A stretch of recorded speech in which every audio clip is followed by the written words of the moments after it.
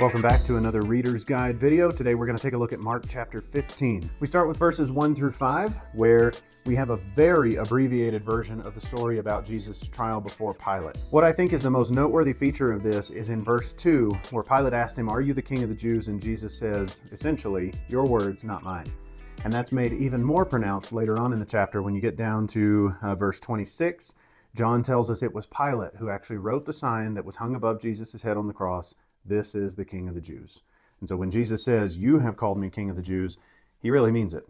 And it is kind of just a little nod to the fact that Pilate knows who he is, even if he refuses to acknowledge that. Then we get to verses 6 through 15. You should look sometime at the connections between the Day of Atonement that's talked about in the book of Leviticus and the connections between Barabbas and Jesus and the two goats in the Day of Atonement proceedings. What makes them so fascinating is the fact that it shows this was God's will, his plan, his methods, and his control the entire time, which is very cool to think about. Despite that, this is still the tragedy of all tragedies.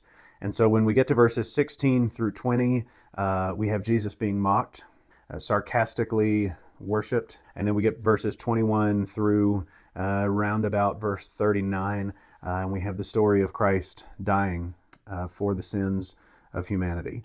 I want to encourage you to do a couple of things in your studies of this chapter. Number one, read it slowly and look for all the places where what they say in mockery of Jesus is actually true. One example of what I'm talking about, just so you know what to look for, would be in verse 19 when they say, "Hail, King of the Jews." That sort of thing happens more than once through this section, and it's worth noting what sort of prophetic voice God is using their sarcasm to produce. The other thing that I think is worth noting and is worth a nice slow read of this chapter is all the different places where what happens fulfills a direct prophecy from the Old Testament. Jesus quotes from Psalm 22, the opening line, when he says, my God, why have you forsaken me?" In that same psalm, we have a reference to them casting lots for his clothing. We have somebody in that chapter, in that psalm, saying he trusts in God, let God deliver him. And even at the very end of the chapter that we're in today, where Joseph of Arimathea takes the body of Jesus and gives him a proper burial, there's a prophetic fulfillment in that as well, because Isaiah 53 verse 9 says he was with a rich man in his death.